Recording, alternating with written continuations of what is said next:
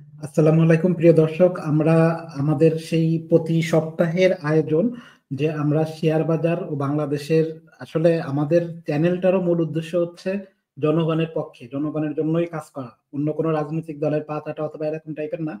তো আমরা সবসময় সত্য, যেটা সত্য সেটা যেভাবেই হোক না কেন, সত্যর মুখোমুখি হতে চাই, সবসময় সত্য নিয়েই কথা বলতে চাই। তো আমরা আমাদের শেয়ার বাজারে আসলে কি হচ্ছে, শেয়ার বাজার কি অবস্থা চলছে, কেমন কি, এবং আমাদের যে স্যার আমাদের এখানে আমাদের সাথে আছেন আমাদের শুভ, যিনি হচ্ছে যাই যাই দিনের সাংবাদিক, এবং আনিসুর রহমান ও আব্দুর রহমান, আব্দুর রহিম। সো বিষয় হচ্ছে, আমরা আশা করছিলাম যে ডক্টর মোহাম্মদ ইউনূস যেহেতু একজন ইন্টারন্যাশনাল ফিগার, তো উনি আসার পরে বাংলাদেশের ইনভেস্টমেন্ট বাড়বে, বাংলাদেশের ইনভেস্টমেন্ট পৃথিবীর প্রতিটা দেশ ইনভেস্ট করতে আগ্রহী হবে এবং আমরা আন্তর্জাতিক কোনো সহযোগিতা পাবো। তো শুভ ভাই, আপনি কি শুনতে পাচ্ছেন? আপনার ক্যামেরাটা একটু অন করেন।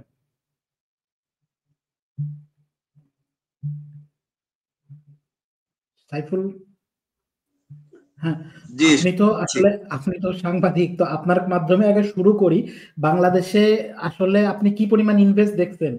বিদেশি কোন কোন দেশ বাংলাদেশে কতটুকু ইনভেস্ট করলো? যেহেতু ডক্টর মোহাম্মদ ইউনূস একজন নোবেল বিজয়ী, তো তার কাছ থেকে তো আমরা আশা করছিলাম যে বাংলাদেশে ইনভেস্টমেন্ট বাড়বে।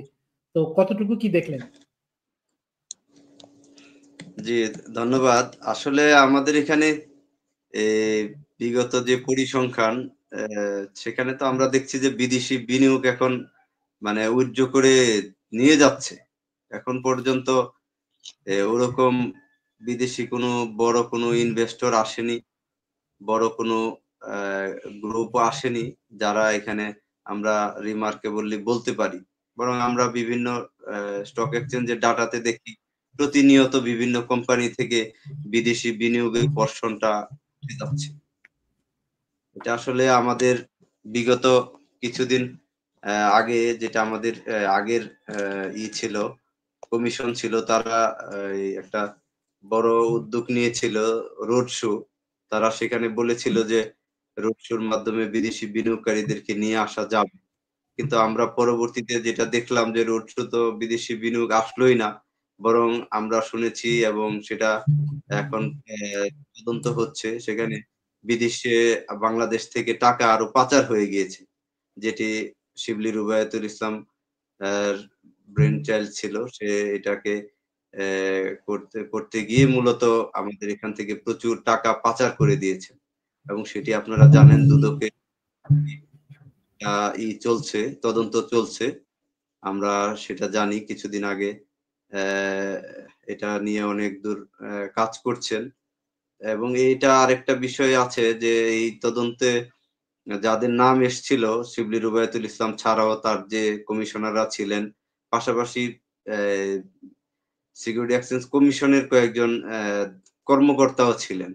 তো এখন অবশ্য সেই কর্মকর্তারা এখন তাদের কিছুদিন আগে কয়েকজনকে ওএসডি বা ক্ষমতা আ দেওয়া হয়নি। কিন্তু এখন আবার তারা সব পদে ফিরে এসেছেন। এবং যে কারণে মানে সেই তদন্তটাও কতদূর আ এগিয়ে যাবে বা কি হচ্ছে আমরা এখনো বলতে পারছি না। তবে এগুলো আমাদের বিদেশি বিনিয়োগের জন্য নিশ্চয়ই বাধা। আর আমাদের মার্কেট আপনি দেখেন গত ২০১০ সালের পর থেকে এটা ক্রমাগত ডাউন ট্রেন্ড, মানে কমেই যাচ্ছে, কমেই যাচ্ছে। তো যদি এভাবে মার্কেট আপনার অ্যা ইনডেক্স শুধু কমেই যায়, সেক্ষেত্রে তো আপনার বিদেশি বিনিয়োগ এখানে আসার কোনো কারণ নেই। বিদেশীদের তো এখানে এখানে তো কেউ ইনভেস্ট করবে তার প্রফিটের জন্য। তো সেখানে যদি মার্কেটে যদি তার শেয়ার দেখে যে এই মার্কেটটা ক্রমাগত কমছে, অনেকের মানে অনেক কোম্পানির শেয়ার আমরা দেখেছি মানে 90% পর্যন্ত কমে গিয়েছে।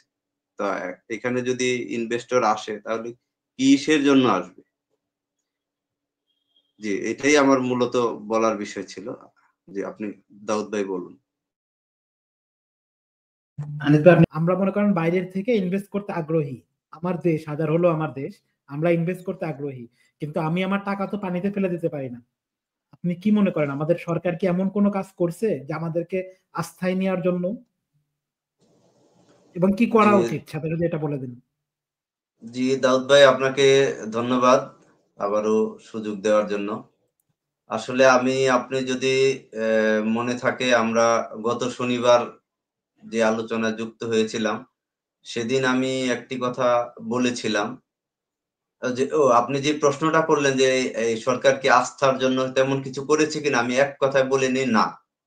ঠিক আছে? এখন আমি যে গত সপ্তাহে যে আলোচনাটা করেছিলাম সেখানে আমি বলেছিলাম যে আমাদের স্টক মার্কেটে বিগত সময়ে, বিগত ১৬ বছর না আরো বিগত ৫ বছর ১০ বছর যাই ধরি, এই সময়টার উপরে একটা এনালাইসিস হওয়া দরকার, একটি তদন্ত হওয়া দরকার। মার্কেটে কি, কি ক্ষতি হয়ে গেল?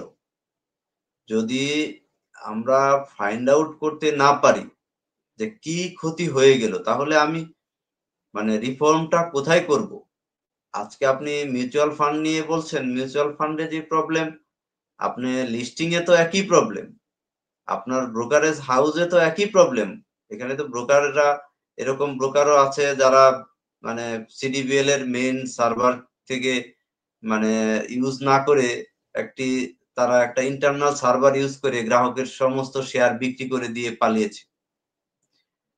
তাহলে আপনি মিউচুয়াল ফান্ড লিস্টিং, তারপরে আপনার মানে স্টক এক্সচেঞ্জ গুলোর যে গভর্নেন্স বলি, সেখানে কি আমরা ঠিক করতে পেরেছি? আমাদের স্টক এক্সচেঞ্জ গুলোতে দেখি দিনের পর দিন সেখানে সিইও থাকে না। এখনো আমাদের ঢাকা স্টক এক্সচেঞ্জে একজন ফুল টাইম সিইও নেই। আমরা গত সপ্তাহে ঢাকা স্টক এক্সচেঞ্জের চেয়ারম্যানকে জিজ্ঞেস করেছিলাম আমাদের, যে আপনারা কি দেশে যোগ্য লোক পান না, বা দেশে যোগ্য লোকের এতই অভাব, ঢাকা স্টক এক্সচেঞ্জের একজন সিইও পাওয়া যাচ্ছে না? তো তারা এই নিয়ে বিনিয়ে বিভিন্ন কথা বলেছেন। কিন্তু আমার প্রশ্ন হচ্ছে, যদি আপনি একটা প্রতিষ্ঠানের সিইও থাকবে না, তাহলে এখানে এই প্রতিষ্ঠানটা কারা চালাচ্ছে? কখনো সিএফও কে ভারপ্রাপ্ত করা হচ্ছে, কখনো সিআরও কে ভারপ্রাপ্ত করা হচ্ছে, কখনো আহ, আহ, কেউই থাকছে না। তাহলে এই যে একটা জটিলতা হচ্ছে, এটার কি একটি ফুল আলোচনা দরকার না? একটি ফুল একটা সিনপসিস করা দরকার আছে না, যে কি হতে পারে আমাদের মার্কেটে, আগামী দিনে আমরা কি করতে পারি? সুতরাং এই জায়গাগুলো যদি আমরা ফাইন্ড আউট না করি, তাহলে মাঝে মাঝে কিছু সংবাদ সম্মেলন, মাঝে মাঝে কিছু মিট দা প্রেস, এগুলো কিছুই বয়ে আনবে না। আর আমাদের সিকিউরিটি এক্সচেঞ্জ কমিশনের চেয়ারম্যানের ব্যাপারে কথা হয়েছে অনেক। উনি যখন প্রথম জয়েন করলেন, জয়েন করার পরে সাংবাদিকদের সঙ্গে বসেছিলেন, আমরা অনেক প্রশ্ন করেছি। উনি সেইবার নানান কথা বলেছেন, আমি অনেক কিছু করব, নতুন বাংলাদেশ, বাংলাদেশ 2.0, আমাদের অনেক করণীয় আছে। বাট পরবর্তীতে দেখলাম যে উনি আসলে বিনিয়োগকারী বান্ধব তো নয়ই, সাংবাদিক বান্ধবও নয়। সাংবাদিকরা তাকে সময় মতো পান না। উনাকে টেক্সট করা হলে উনি তার মিডিয়া কমিউনিকেশন করে তাকে দিয়ে ফোন করান। তো এরকম ডিসকানেক্টেড থেকে, এবং সে যদি মনে করে যে এভাবে মার্কেট অটো ঠিক হয়ে যাবে, যে একটা নতুন বাংলাদেশ হয়েছে, এখানে আমরা সবাই বাংলাদেশে ঝাঁপিয়ে পড়ব বিনিয়োগ করার জন্য, এমনটি তো ভাবার সুযোগ নেই। বরং আমরা প্রত্যাশা করেছিলাম যে বিভিন্ন জায়গায় যে সংস্কারগুলো হচ্ছে, তারই ধারাবাহিকতায় সিকিউরিটিজ এক্সচেঞ্জ কমিশন তথা পুঁজিবাজার একটা সংস্কার আসবে। কিন্তু আমরা তো সেটি কিছুই দেখছি না। আর গত আলোচনায় আমি সেটিও বলেছিলাম যে টাস্ক ফোর্স করা হয়েছে, সেটিও বিসেক থেকে করা হয়েছে। সেটি আমরা প্রত্যাশা করেছিলাম অর্থ মন্ত্রণালয় থেকে করা হবে। সুতরাং এই ব্যাপারেও আমরা খুব আশার বাণী দেখছি না। তবে দেরিতে হলেও আমি বলবো, একটি হোয়াইট পেপার করার জন্য, পুঁজিবাজারের জন্য, যেটি ইব্রাহিম খালেদ স্যার একটি করেছিলেন ২০১০ সালে, তারপরে একটি নতুন করে আরেকটি হোয়াইট পেপার করা উচিত। হোয়াইট পেপারটা করে আমরা সেখানে একটা চেকলিস্ট তৈরি করতে পারি যে আমরা কোথা থেকে কাজ শুরু করব, কি কি করব। স্টেপ বাই স্টেপ আমরা যদি আগাতে পারি, ইনশাল্লাহ মার্কেটের অনেক সম্ভাবনা আছে, কিন্তু আমাদের যদি মার্কেট ড্রাইভিং সিটে যারা আছে তারা যদি কাজ না করেন, তারা যদি মনে করেন যে আমরা গভর্নমেন্ট জব করছি, কেউ যদি মনে করেন যে আমি আমার ৩ বছরের জন্য কি ৪ বছরের জন্য এসেছি, রুটিন ওয়ার্ক করেন, তাহলে হবে না। তো এখানে আমি বলবো যে সিকিউরিটিজ এক্সচেঞ্জ কমিশনকে এগিয়ে আসতে হবে। আমি তো দেখছি যে ঢাকা স্টক এক্সচেঞ্জ বলেন বা ব্রোকারেজ হাউসের অ্যাসোসিয়েশন যারা আছে ডিবিএ, চিটাগং স্টক এক্সচেঞ্জ, তারাও গত মানে একত্র হয়ে গেছেন যে না, মার্কেটে কিছু একটা করা দরকার। আর কত বিনিয়োগকারীদের হাহাকার আমরা শুনবো, কিন্তু সেটা তো নিয়ন্ত্রক সংস্থার কান পর্যন্ত যাচ্ছে না। সেটা যদি সেই পর্যন্ত না যায়, যেমন গত একটা ডিবি এর একটা মিটিং, ঢাকা স্টক এক্সচেঞ্জের একটা মিটিং এ মানে স্টক এক্সচেঞ্জ গুলো তারা এমনও বলেছেন যে আমরা প্রয়োজনে উভয় স্টক এক্সচেঞ্জ এক হয়ে যাই, ঢাকা স্টক এক্সচেঞ্জ কি চিটাগং স্টক এক্সচেঞ্জ ভিন্ন ভিন্ন কিছু দরকার নেই, আমরা এক হয়ে যাই, এই পর্যন্ত তারা রাজি আছেন। তাহলে তাদেরকে তো এই স্পেসটা দিতে হবে। যদি আমরা সেই সুযোগগুলো না নিতে পারি, এখন বাংলাদেশের যে একটি অভ্যুত্থান হয়ে গেল এবং এখানে যে সংস্কারের একটা সম্ভাবনা তৈরি হয়েছিল, সেটি যদি না হয়, তাহলে আমাদের তো সামনে আরো দুর্গতি দেখতে হবে। বিনিয়োগকারীদের ইকুইটি তো নেই, বিশেষ করে যারা মার্জিন লোন নিয়েছিলেন তারা তো অনেক আগেই মার্কেট আউট হয়ে গিয়েছে। তো এইগুলো কাকে বলবে, কাকে অভিযোগ করবে, আমি তো কিছুই বুঝতে পারতেছি না। কে দায়িত্ব নিবে? সবাই শুধু বলছে যে অমুকের দায়িত্ব, সিকিউরিটি এক্সচেঞ্জ কে বলো, কেউ বলছে যে এটা স্টক এক্সচেঞ্জের দায়িত্ব, কেউ বলছে ব্রোকারদের দায়িত্ব। এটা আসলে নিয়ন্ত্রক সংস্থাকেই উদ্যোগ নিতে হবে, না হয় আমাদের মার্কেটের অবস্থা আরো খারাপ হবে।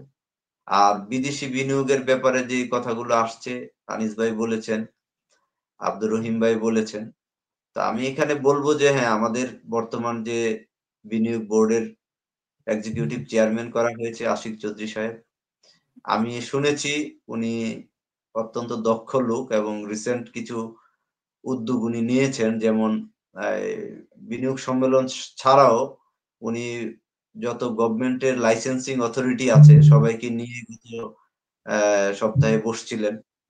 উনি চাচ্ছেন যে একটা সিঙ্গেল উইন্ডোর মাধ্যমে সমস্ত উদ্যোক্তা এবং বিনিয়োগকারীদেরকে যেন লাইসেন্সিংটা করানো যায়, তাতে তাদের বিজনেস ডুইং ইজি হবে। তারপরে বিনিয়োগ সম্মেলন যেটি হচ্ছে দেরিতে হলেও হোক না, আমাদের এপ্রিল খুব বেশি দূরে না আনিস ভাই, আমাদের 2 মাস পরেই, সেখানে যদি ভালো কিছু ইনভেস্টর আসে। পাশাপাশি উনি আরেকটি বড় প্রস্তাব এবং উনার মতামতই বলেছেন, আমি বলবো এটা উনার পার্সোনাল বক্তব্য, সেটি হচ্ছে যে আমাদের হান্ড্রেডস অফ ইকোনমিক জোনের দরকার নেই, আমাদের ভালো টপ 5 ইকোনমিক জোন হলেই হয়। না, আমিও একমত যে আপনি 5টা ভালো ইকোনমিক জোন করেন না, তারপরে আপনি পর্যায়ক্রমে বাড়াতে থাকেন। এখানে তো রোল মডেল করতে হবে, তারপরে অন্যরা আসবে। তো সেদিক থেকে আমার মনে হয় যে বর্তমান বিনিয়োগ বোর্ডের যেটা আমরা সরি বিনিয়োগ বোর্ড বিনিয়োগ উন্নয়ন কর্তৃপক্ষ বিডা, আগে বিনিয়োগ বোর্ড ছিল। তো বাংলাদেশ ইনভেস্টমেন্ট ডেভেলপমেন্ট অথরিটির যে এক্সিকিউটিভ চেয়ারম্যান আছেন আশিক চৌধুরী, তাকে তরুণ এবং ডাইনামিক মনে হয়েছে। আমরা আশা করতেই পারি যে এখানে কিছু বিদেশি বিনিয়োগ সামনে আসবে। আর তার চেয়ে বড় রোল মডেল তো আমাদের প্রধান উপদেষ্টা। বর্তমানে প্রধান উপদেষ্টার চেয়ে তো বড় রোল মডেল আমি দেখছি না। উনি যখন লাস্ট জলবায়ু সম্মেলনে গেলেন, তারপরে ইউএন সামিটে গেলেন, আমরা দেখেছি বিশ্ব নেতারা উনার কাছে দেখা করতে এগিয়ে এসছেন। বিভিন্ন জায়গা থেকে, বিভিন্ন দেশের তারা উনার কাছ থেকে পরামর্শ নিতে আসেন। এর বাইরেও তো উনি সারা বিশ্বে সোশ্যাল বিজনেস কে ডেভেলপমেন্ট করার জন্য বিভিন্ন জায়গায় উনি কনসালটেন্সি দিচ্ছেন। সো ও প্রধান উপদেষ্টার চেয়ে তো বড় রোল মডেল হতে পারে না। এবং আমি শুনেছি প্রধান উপদেষ্টার মানে চয়েসেই আশিক চৌধুরীকে বিডার এক্সিকিউটিভ চেয়ারম্যান করা হয়েছে। সো এইটা একটা ভালো দিক। তো এর পাশাপাশি যদি আমাদের বিসেক যদি ফাংশনিং হয়ে যেত, তাহলে আমার মনে হয় একটা সুপার মার্কেট হয়ে যেতে পারতো। তো এটা আসলে মানে কিভাবে হবে এটা আমি জানি না। এখন তো শুনছি যে উনি বিসেকের চেয়ারম্যান একটা লং ছুটিতে যাচ্ছেন। তারপরে আবার উনি ফিরবেন। কি করবেন? তার যে কমিশনাররা রয়েছে তাদেরও তেমন কোনো ডাইনামিক কোনো উদ্যোগ আমি লক্ষ্য করছি না। সেই হিসাবে আমরা থ্যাংক ইউ। কি করতে পারি সেটা আলোচনা করি। দেখা যাক কি হয়। Thank you.